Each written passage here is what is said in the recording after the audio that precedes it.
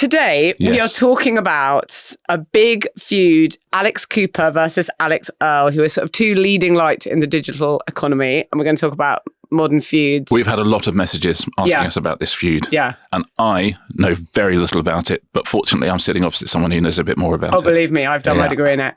We're also talking about Michael, the Michael Jackson movie, which is... opens this week. Yeah, it's going to be enormous. We talked about it before, but now its enormity is upon us. We better have a curtain raiser to that. And finally, we're going to discuss some trash and treasure in this episode. It's mainly trash, isn't it? Mainly trash, isn't it? Binky Felstead, a sort of second-tier Made in Chelsea star who has been dragged on social media for requesting, she's an influencer now, and she's requested a free cake in order for collaboration, etc. And we're going to talk about the backlash against influencers that epitomizes. Will somebody please leave influencers alone? Yes. I think they're like the miners were in the 1980s. I think influencers are now. Do you? Yeah, I really do. Okay, can you save that for the Binky item? Because I really want to hear that thesis, I'm going to be talking largely about the NUM. I think they're like something else, so I'll talk about that. I think Arthur Scargill is like Spencer Matthews. But anyway, listen, we'll get into it. I can hardly talk about anything else now. Now I know that's coming. The Rest is Entertainment is presented by Octopus Energy. Admin tends to require a little bit of encouragement, so submitting your meter reading now earns you a spin and the prospect of being quietly rewarded for it. Yeah, you can you spin, you can win Octo points, which you can spend in the Shoptopus. The Shoptopus. I mean, fair play. Well, whoever refuses a wheel and the opportunity to get something for nothing? Well, it's absolutely one of the mainstays of game shows, wheels, because it has a randomness to it. And I've spent like weeks and weeks sitting just working out the wheel, just going, okay, that's an extra 1,000, that would be 2,000. And then you work out how many bad squares there are. By the way, there's no bad squares on the Octopus one. But it's a mesmerising thing. So addictive. I know. Watching you want to keep doing it. They slow it down slightly. And then when you watch the contestants like leaning in like it's going to make a difference. And like lots of things with Octopus Energy, they're very good at gamifying lots of the sort of just normal stuff that you have to do with your energy provider and getting a free spin and winning Octopoints. It's a very good example of that. With Octopus, you submit your meter reading, you get a spin and a chance at Octo points for money off your bill or to spend in the most aptly named Shoptopus. Okay, so Alex Cooper versus Alix Earle. Here we go. Now, if you thought these people were the same person, this is going to come as quite a shock to you, so I'm sorry about that, but we'll have to move on because there's a lot to get through. Both are they seem similar because they're both very successful, sort of blonde social media personalities. Okay? Shall I tell you what I know about Alex Cooper? Yeah, tell me what you know. She is like the most successful podcaster in the world apart from Joe Rogan. Yeah. She does Call Her Daddy and she's made like $150 million from it. And that is where my knowledge runs out. Great. Well, that's good. And also, wasn't she the lead singer of Arctic Monkeys? I mean, in a previous life and indeed sex. Okay, they do look similar. That's partly because of fashion, partly because of Instagram face, partly, in my view, because of the homogenizing effects of many of these modern tweakments. They do genuinely look similar. But I don't think either of them would be probably satisfied with the creator handle. I think they both got pretensions to sort of ascend to mogul status in this new economy. And as you say, Alex Cooper, she's got this podcast. It's not a stop for just people like, you know, the Kardashians or pop stars or whatever. Michelle Obama's been on it. Famously, Kamala Harris and her sort of rather late-timed White House run made that her stop. And that was a big deal. It's huge in the States. No, it's pretty big over here, but enormous in the States. Enormous. Yeah. And obviously there were all the attendant product lines and crucially brand deals. Alix Earle, who's a bit younger, she's 25, Alex Cooper's 31, came up via Get Ready With Me videos on TikTok.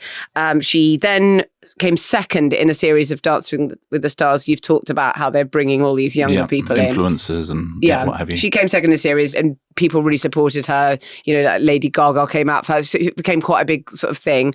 And she had a podcast called Hot Mess, and she's now got a YouTube show and she's developing a Netflix show about her family. So you can see how they make it all about themselves, as it were. That's the way of it. Yeah. But they are now feuding and it's completely lit up social media.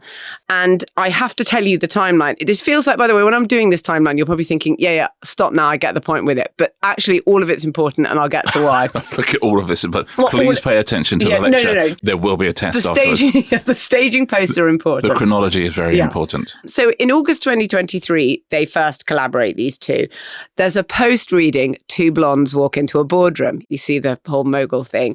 Alex Cooper signed Alix Earle to Unwell, which is her sort of podcast network, which she's trying to to not just projects that she fronts, but have all these other people that she brings up. And she says, I feel honoured to be at a place in my career where I can pass along knowledge and advice for a new generation of creators to flourish. So Alix Cooper is huge already. Yeah. She is expanding out her network from Call Her Daddy. And one of her first signings is this young tyro, Alix Earle. Yeah. Okay. So that's in 2023. In February 2025, culture moves very quickly these days, doesn't it, by the way? Yes. If we were talking about, Cadillac or something like that, we would go in then in 1927. Whereas for us, if something happens in, October 2024, it's like ancient history. Well, if you're not always on, everyone forgets about you, and that's part of all of this. February 2025, Alix Cooper drops Alix Earle, doesn't explain why, and it's all sort of divined by social media sleuths, as we call them, who notice that Alix Earle doesn't go to the unwell Super Bowl party, even though she is in town. Of course she's in town because, as we know, Super Bowl is like, the brand apocalypse. Everyone is there, wherever they're holding it. Everyone's like, I don't know what's going on. Why isn't she there? And Alix Earle does a TikTok saying, I also don't know what's going on. The next month, in 2025, Alix Earle says her podcast is on hiatus for the foreseeable future. She doesn't want to get into why, and she can't get into why. And she's going to do vlogging from now on. So there's all sorts of, because she says she can't get into why, there's all sorts of speculation. And Alix Cooper then has to descend from on high to her own TikTok and say, I see your comments. Alix not being able to podcast has nothing to do with Unwell. I don't know why she can't. What's going on? Unwell gave her everything back. She owns her IP. A couple of months later, Alix Earle is being interviewed by the Wall Street Journal, obviously. Of course. And she says she wants to revive Hot Mess, the podcast, and that behind the scenes, it all was a bit of a hot mess. Again, it's always this sort of teasing. It's never the revealing. Yeah.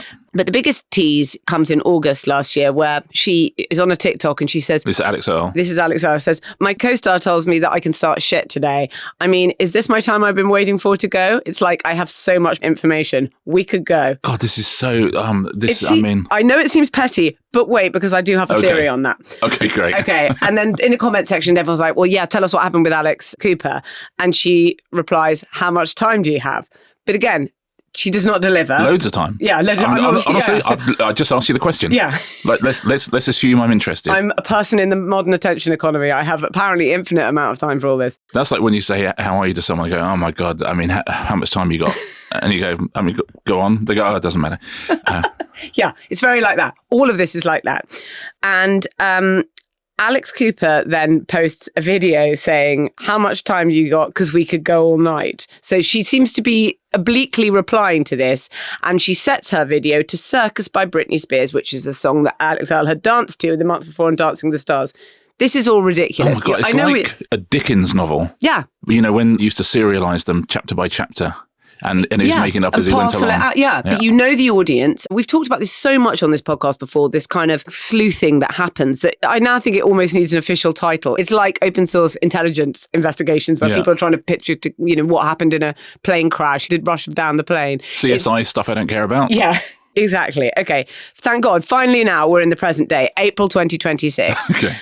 Another TikToker. Remember, a whole constellation of people feed off these accounts and they make money themselves via making content about their content. It's like brake pad manufacturers who move to Akron because that's where the cars are being made. Yes, it is. There's a whole community out there. A TikTok called the Bravo Mums posted a video saying, Alix Cooper is so awful and I wish more people would stop making Call Her Daddy their first stop after something happens in their lives because she's profiting off of women's heartaches and failures. Alix Earle reposts that video. Alix? Oh my God. It's on Richard. So Alix Cooper now feels she has to respond. She says, I don't usually address this stuff because it feels like a waste of time. Challenge. And honestly, it's embarrassing to participate in this. But I'm seeing the videos, I'm getting tagged, I'm seeing the DMs. It just feels long overdue. Alix Earle, hey girl, the passive-aggressive reposts and the likes and commenting on things. I got to call you out here. You're going to need to get specific and say what you've got to say about me. There's no NDA. No one is stopping you. Stop hiding behind other people and just say it yourself. And she says that maybe you're using it to distract from stuff you've got going on. Unless the fake narrative you're creating happens to be way more interesting than the truth. I have nothing to hide when it comes to you and me. So unless you have something to say, I'm out. This is over. Alix Earle replies. I quite like this. Okay, on it. She doesn't post a whole thing about it. What she does post is a video of her waking up at Coachella and being shown this post by her friends. And if you're thinking about that as a producer, you're thinking, well, hang on a second. She says something like, kudos to my friends for realizing I would want this moment on film. Maybe. Anyway, she affects to be waking up at the morning after Coachella and reading this post and says... I always think it's the most exposing moment in any television program when an actor is asleep and you know they're about to be woken up. Yes. And it's like, how are you going to do that? I pay such close attention to how people pretend they've just woken up. Huh? What? Yeah. What? Or any of those breakfast shows where someone has to knock on the door of someone and then there's another camera in the house. We know. Yeah. And you have to affect surprise. But anyway, she affects surprise and says, wow, this has made my whole day. Then there are all these other players commenting on the whole things. There's a guy from Barstool Sports called Dave Portnoy. Oh, yeah. I know him. Yeah, he's And then there's someone called Brianna Chicken Fry. I mean, the names are hilarious. What happened to just Barry Diller?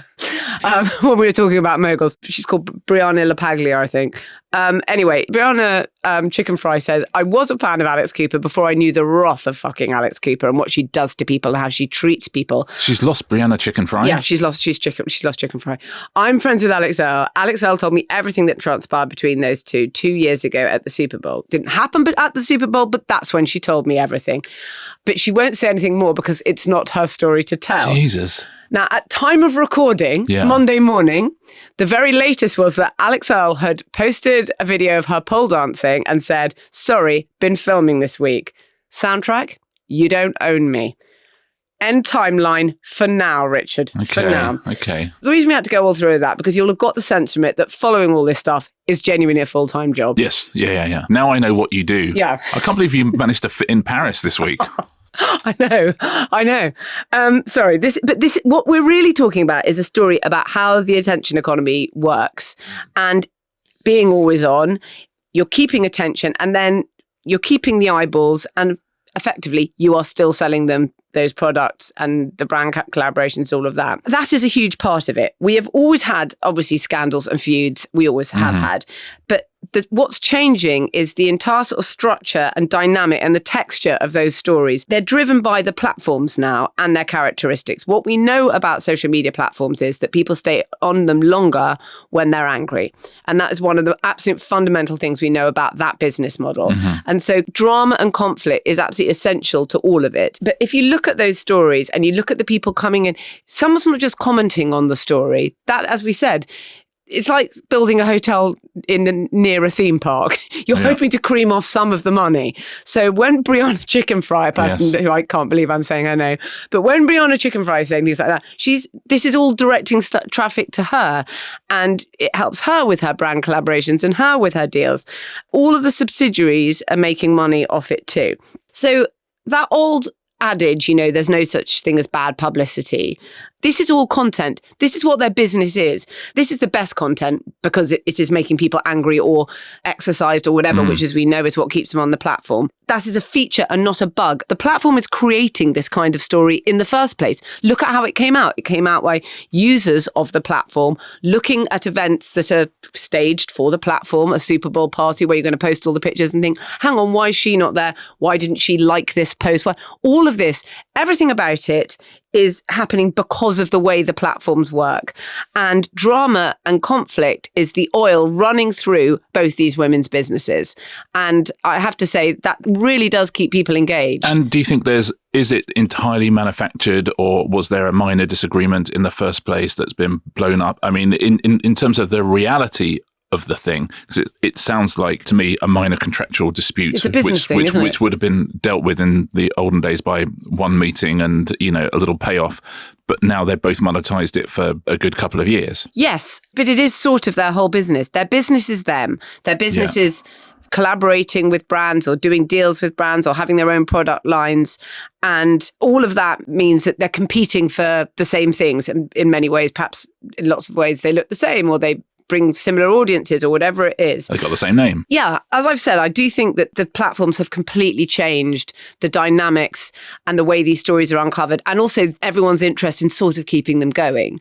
As I say, that drama and that conflict is what runs the machine. But it's fascinating because it's sort of, if you think about the media we grew up with and the tabloids and what they would do, and OK and Hello and the feuds that would be continued, those things could go on for years, and the only people making the money were News International. I agree. Whereas now it's going on for years and the people making the money are actually the people having a row with each other. So in some ways is progress. Well, they own their own, they own themselves and they own their own businesses. It's the thing I think most about this entire generation is it makes me feel so tired, because I think about how hard I worked, but at least I could go home at the end of the day. But they're just, that idea of always on is that's not just for an audience, it's also for that person as well. I was looking, I was reading a lot about Alix Cooper, who's amazing what she's done and what she's created. And, her background, her educational background was she studied film and TV. So this is like what someone in my generation or the generation after me would have done if they wanted to be in the media. She then gets a job in advertising, which again is the thing that would have happened in my generation or the generation after. But now there is a route through which didn't exist till 10 years ago, where suddenly she's worth $200 million because she goes off, she can represent herself, she is herself, she can do exactly what she wants, she can sign what she wants with who she wants, and there's a huge amount of money out there. And, she's potentially worth much more if these people that she kind of brings into her production company, into Unwell, are seen as a kind of credible umbrella group of companies that she's in charge of. Then she's properly a mogul. Then she's a mogul, yeah. And then she's part of this sales gold rush that we've seen. But as you say, the people she's bringing in are people in her image, by which I don't mean they look like her. I mean, they are doing the same thing, which is they're putting themselves out there. They're making content about themselves, which hopefully is relatable to a fairly big audience and an audience that's got money. And when I think about the collapse of the industry I grew up in and the people who are out of work, there's more money than ever in content. It's just that anyone who was over 40 at the time all this started happening is completely alien.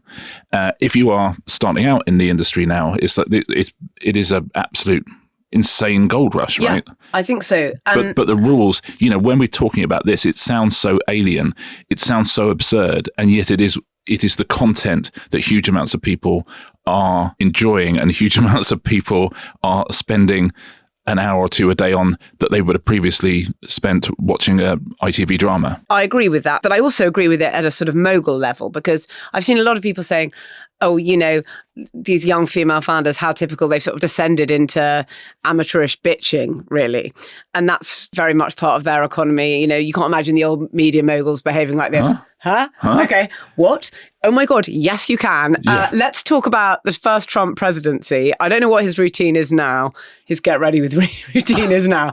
But let me tell you, in that first presidency, he would get into bed 6:30 with the big cheeseburger and the vat of Diet Coke, with all the TVs set to, as he put it in an actual quote, channels talking about me.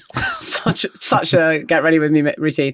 And then he would chat on the phone to a carousel of billionaires, many of them media billionaires, all of whom had been given cleared caller status to the White House so they could get straight through. And they would bitch all night long. There was one time when Murdoch was on the phone to him and he just had to explain to Silicon Valley billionaires didn't need Trump's help. They would sort of run the show under the last administration.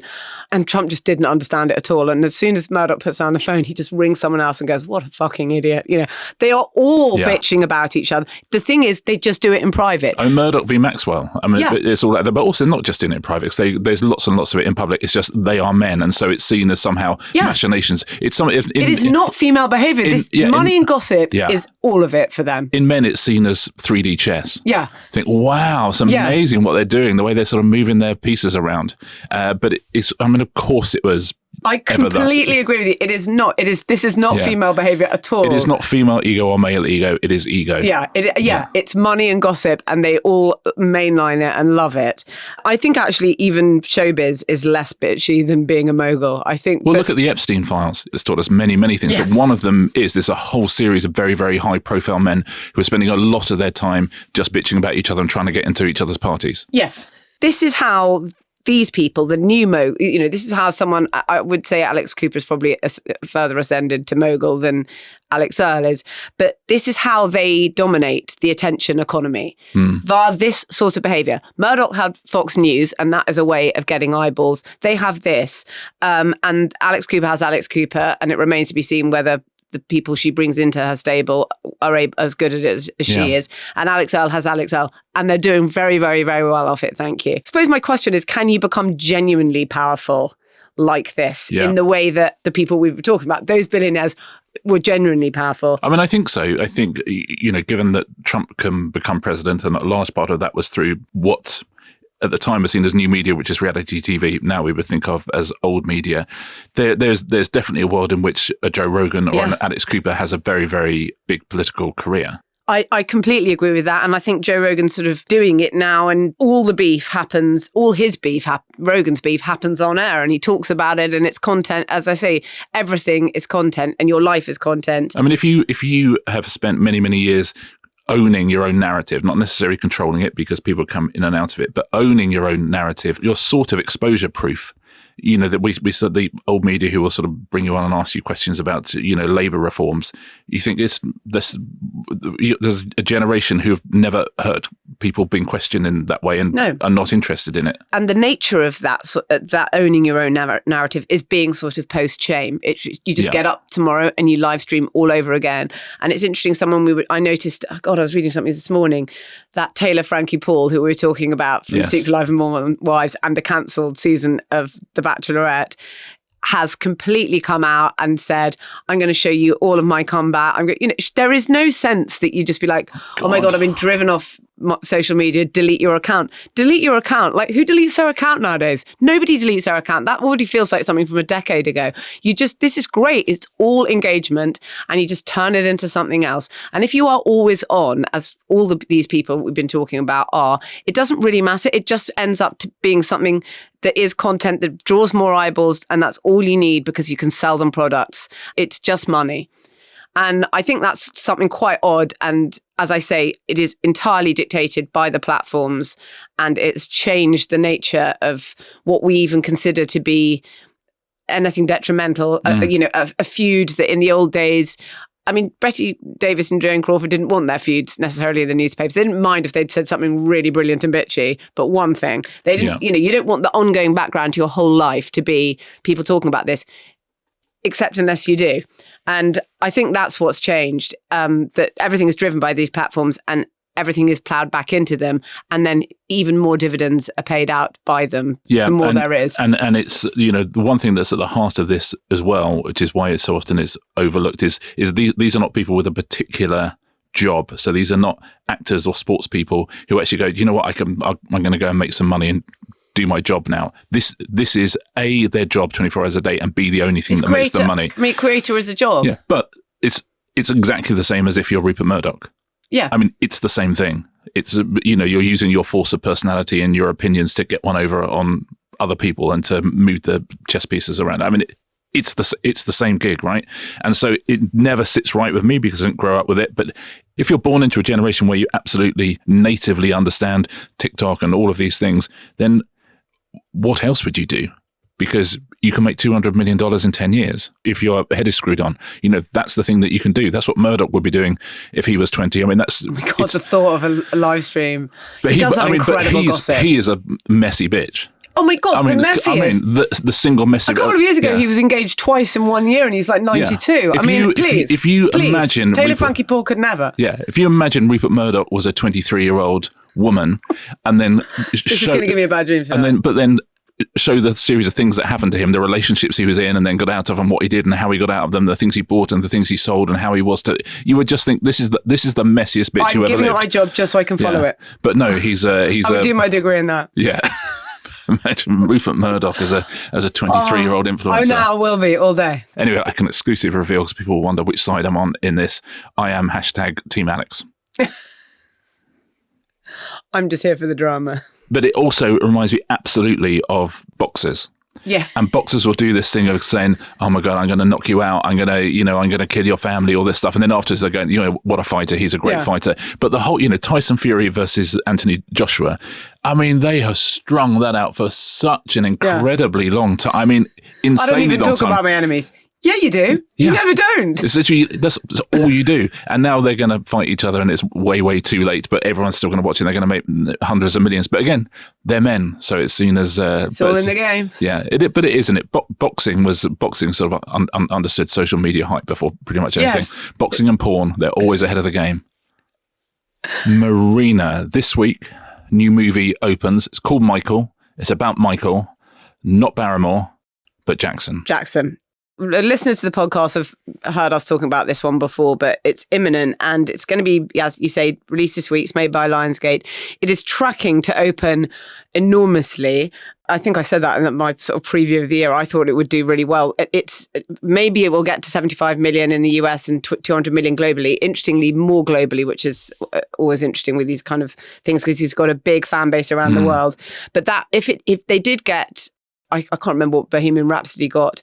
Bohemian Rhapsody's opened to $51 million, which was huge. The biggest ever biopic or music biopic was Straight Outta Compton, the NWA one, which was 60 million. I think it's going to beat both of those. So I think it's about a $50 million budget as well, Bohemian Rhapsody. And this is the same guy, right? Same producer. They spent just over 150 million on this, but the budget has since increased to 170 because a number of reshoots were required, which we'll get to.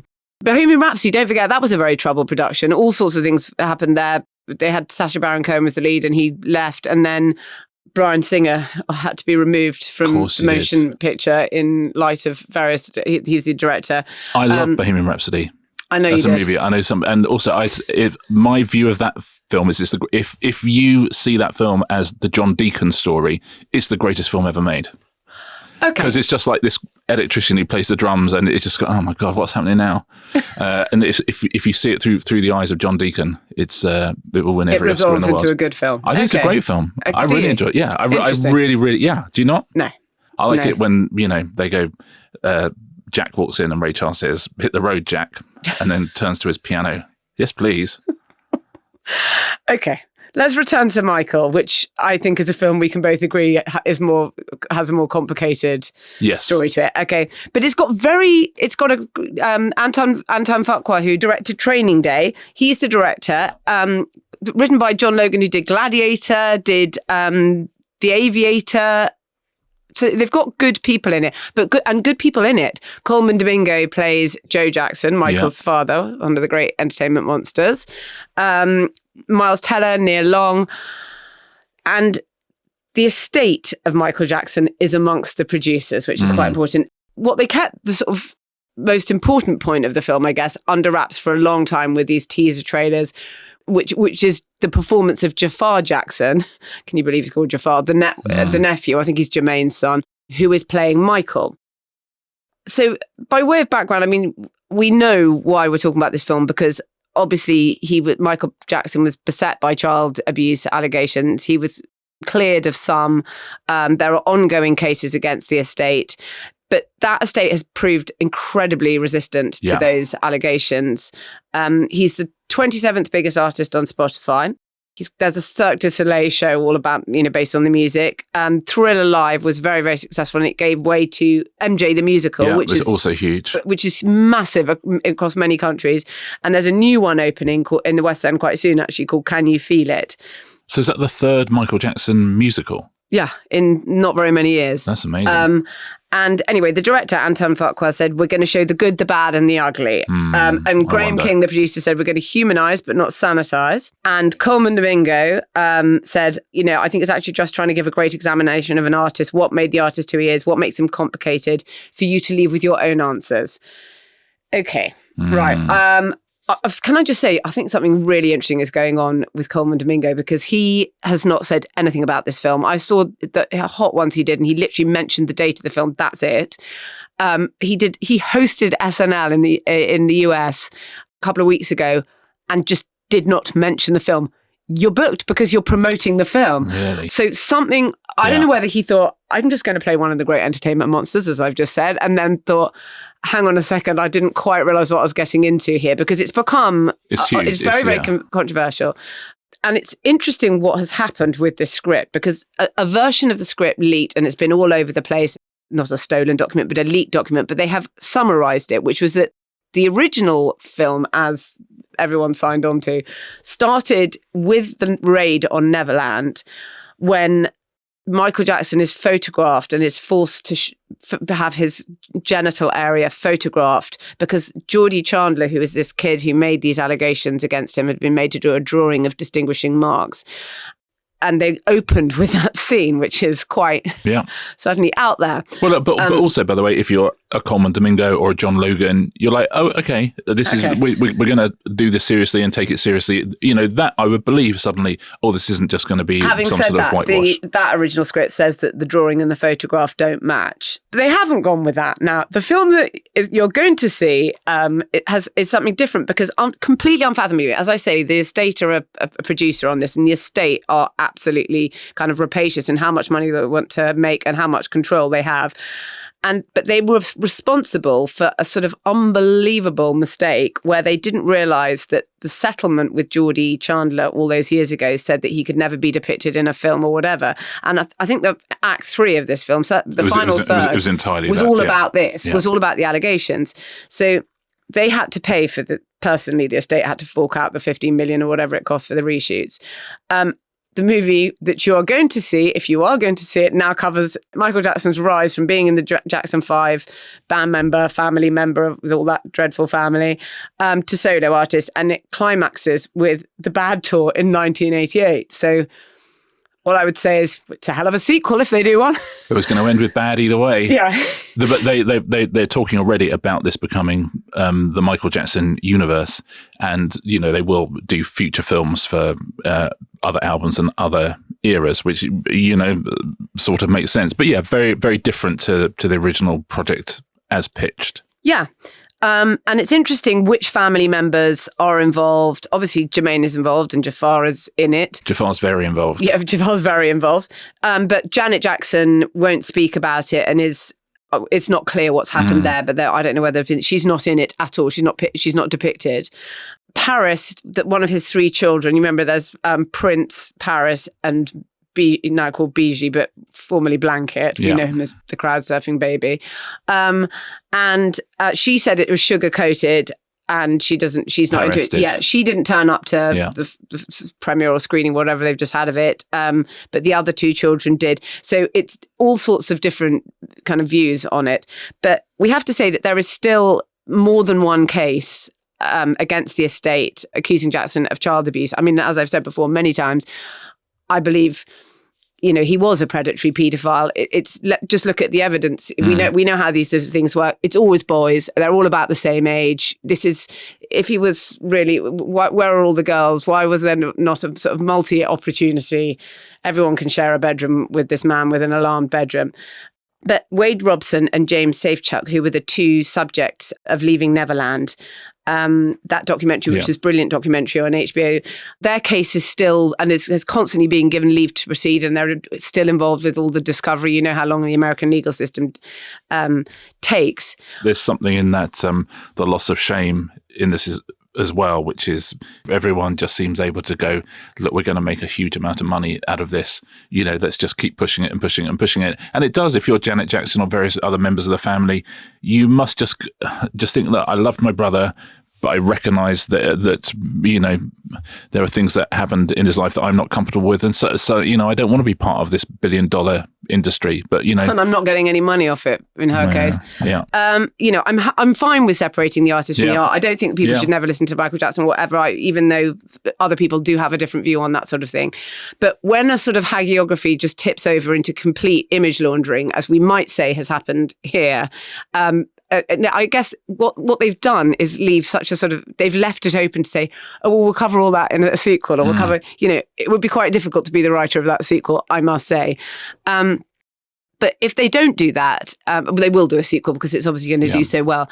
But if it continues to stay tipping into really quite toxic image laundering, then I think when there are victims and alleged victims still out there and there are cases still rumbling through, I find that pretty difficult. And it's a very complicated thing, this, because they haven't made the movie they said they were going to make. Yeah. They now no longer answer questions on that first script because they're saying, oh, it's this isn't nothing it wasn't produced. This is just talking about an earlier draft of something. And I think it's interesting just how, as you say, the sort of post-shame thing, that how many people will turn out to see it. And as I say, there's nothing wrong with going to see a movie about Michael Jackson if it were an honest thing. Mm-hmm. But they have certainly set up a hell of a sequel, I would say that. Now, a question for you, but it's also a question for people listening as well. Will you go and see it?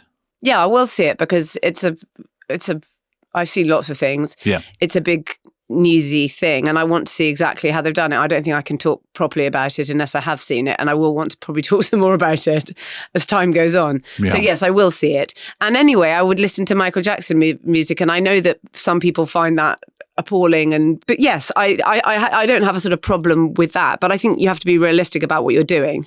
Can we, as a lovely palate cleanser, talk about Binky Felstead? It involves cake.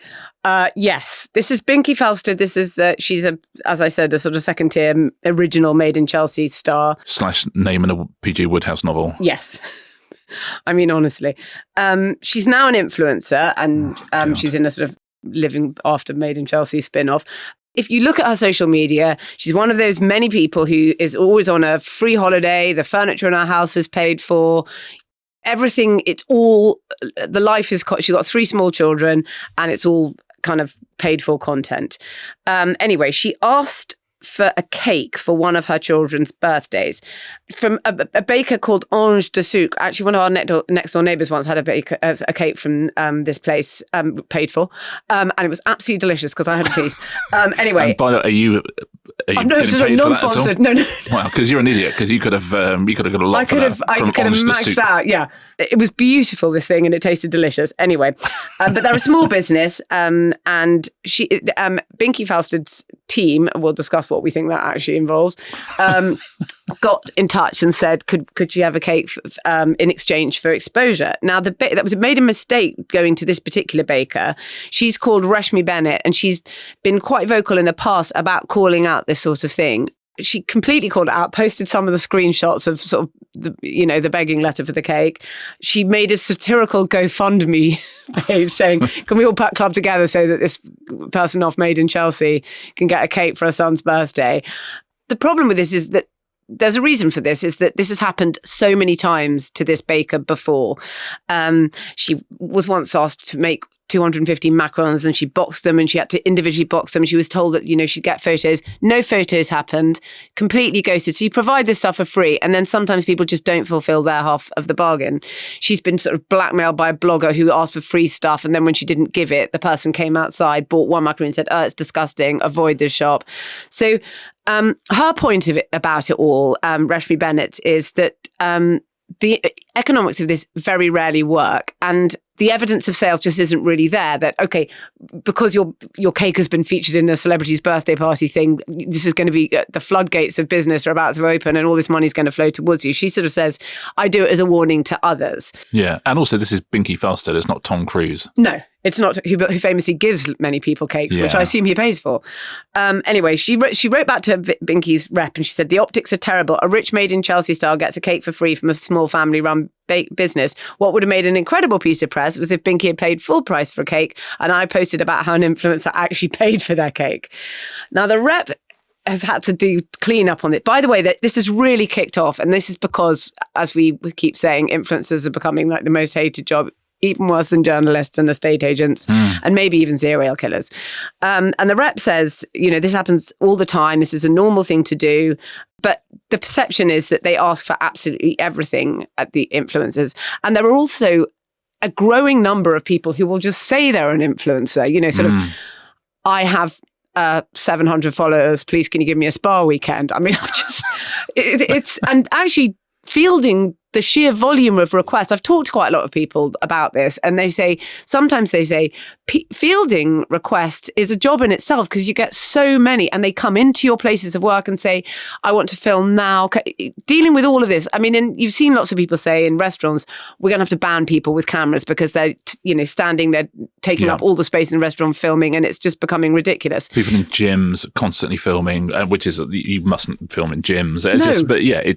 It's sort of non-stop. It's all the time. Because influencer is one of those self-defined jobs. Yes. Where you can say, I'm an influencer. You go, okay, let's talk through how and why you're an influencer. Take me through the profit and loss in your last year of who you've influenced and how. I agree. Are they influencing? Which is what this baker is sort of saying. Now, it was quite interesting in terms of this whole round. It's really blown up, and she's done other things before, and she does give the appearance of having, everything paid for.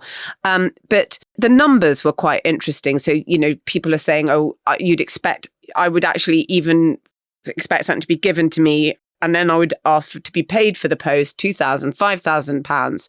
And, the answer is we're paying you with exposure, which, again, these businesses don't really feel they're getting. You are supposed to say when any of this has happened, on the bottom of the post, gifted or sponsored or ad. It's so interesting. They so rarely do. And yet it's happening all the time. And it's very, very difficult to police. I would have said, what is the policing? It's like a phone ringing out on the Meta campus somewhere. Yes. I mean, no, nobody is policing and saying, why didn't you put gifted on your post? Yeah. You and I have said about 1 million times, celebrities, just pay for your own stuff. It is so much easier. Just pay. You don't have to have cameras in. You can just pay for your own things. Having said that, this is her entire job. And actually, it's bizarre. She lives in almost like an ancient system of barter. When you think that the house is fully furnished by a company that I won't bother naming, the holidays are paid for, all the things that you might spend money on are sort of being given to you, and you're giving it exposure. But that's it. You're not actually being paid for a lot of this, but it's buying you things in your life. And I talk about that illusion of a team. I often think that you almost always have a publicist if you're someone with her level of followers. But that publicist would work for lots of different people. Would it be your own personal publicist? No, would work for many different people, and all people like you. So it's like saying that my newsagent. But I'm very aware that my newsagent also sells newspapers to other people. Yes. And it's mainly, I sometimes think when they're talking about a team, it's sort of just you, ChatGPT, and a shared publicist. But when I explain that thing about, every single thing in the life being paid for, the clothes, the holidays, the things in the house, probably quite a lot of the food, you see the precariousness of it. This is really bad, this row for her, because she's now less desirable as a person because people think she's a grifter and she gets everything paid for. She just went really... I heard she was on a holiday last week when this all happened. So she will return to understanding that her stock has gone right down.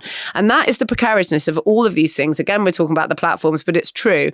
There's another Made in Chelsea star original cast, a guy called Ollie Locke, who's in some big drama at the moment that he didn't pay the rent on his house, him and his husband. And I don't know. I'm not even going to get into the details of that one. What I will say is he tried to explain that his it's hard to run your influencer income and money come, I've mismanaged things, etc.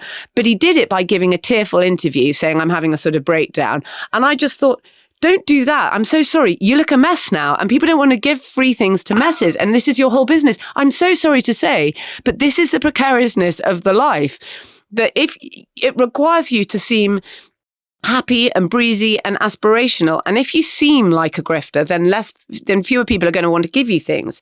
Well, we like it when people earn their living, I think. Well, yeah. And the language now being used to describe to people is like, oh, you're in a house you didn't pay for. You get free stuff. These people don't work while you do. This is exactly the same accusations that they would level against what they perceive to be fake asylum seekers. In the public mind. And by the way, lots of them are living abroad and paying no tax. Yeah. So, I mean, sorry, what is it that you think you're contributing to anybody? Yeah. Or anything? And also, this is not all influencers. We know that, and it's certainly not all. But lots and lots of people will tell you things are brilliant on social media, and for good reasons. But there is a subclass of people, and it's nice to see them get caught out every now and again. Do you know what? Here's the basic rule of thumb: pay for your child's birthday cake. It's so basic. And if you find someone in life who cannot afford to pay for their child's birthday cake, why don't you pay for one of theirs as well? That's what you should be doing. That's what you should be doing with your life and with your money, is looking after other people, not trying to just sort of get more and more things and putting your arms around things and bringing cakes into your house. Well, Roshni Bennett, that baker, not that long ago, she created a really clever cake, a watermelon cake, and she gave a percentage of all the sales to save the children's Gaza appeal. And an influencer just got in touch and said, can I have one for my birthday for free, please? It's like... Okay, this cake particularly, no. But again, the backlash is definitely real. And you see people, it's such a huge, the takedown industry is becoming worth a lot of money. And the perception that people are, against the backdrop of a cost of living crisis, are getting free luxuries, are not working, are getting everything given to them when you don't have to, is extraordinary. And the mapping onto it of areas of the immigration debate or anything else is actually slightly wild. But I would definitely say that it is a very precarious situation, because once you don't seem desirable or you've been involved in some sort of backlash like this, then very many fewer people want to give you anything. Yeah, and then you're going to have to steal a cake. And then, yeah. That's going to be your only option left, because you're not going to be able to afford one. And do a tearful interview about it. Yeah, 3 tears. I say if there's a lesson from today's show, it's about the death of shame. Isn't it? Yeah. Yeah. Should we have a moral at the end of every episode? Oh my God, we should do that. Any recommendations? Yeah, well, mine is a great show. It's but when we were in Paris, we had one TV channel that we could watch in English, and it was BBC One. Great. My daughter, who is 11, ended up therefore watching when we got back from the day, lots of shows that she wouldn't normally see, because although she watches iPlayer, she doesn't see the schedule. And she was like, I love this show Country File. I was like, sorry, what? She said, it's really good. It's really interesting. I was like, yeah, Country File. By the way, it's one of the biggest shows on TV, which is something that a lot of people don't realise. If you told them that, they wouldn't necessarily realise. But it's absolutely enormous. And yeah, I would like to recommend the BBC One scheduled television show Country File. They're not fashionable, but they're still beautifully made and still get numbers that if you put them on social media would be like beyond enormous. If you had the sort of numbers that Country File gets week in, week out, the size of cake you could get for free is beyond enormous. It would be larger than our country. It would be enormous. I am going to recommend, I'll recommend, because I mentioned it at the start, the new season of the Parisian Agency. I recommended it before, but this new season is back, and it's just, the houses are unbelievable, but it's also it's just about that quite extraordinary family, I'll have to say, and the things that happen to them. And even if you don't really love property shows, that's the one, and it feels slightly realer than a lot of those things as well. So I love L'Agence Parisienne. Right, that about finishes us for today. We will be back on Thursday with the questions and answers episode. And can I just say before that, because on last week's question and answer thing, I was talking about getting Bill Paxton and Bill Pullman mixed up, and I said to people, are there any actors you get mixed up? The response to that has been so insane, and we'll go through. Bigger than bookshelves. It is bigger than it's officially hashtag bigger than bookshelves. So we will go through some of the celebrities and actors who people always thought was the other person on Thursday. I'm dying for that. Yeah. And then on Friday, for our members, we have the final part of our Spice Girls epic. I will miss that when it's gone. But other than that, we'll see you on Thursday. See you on Thursday.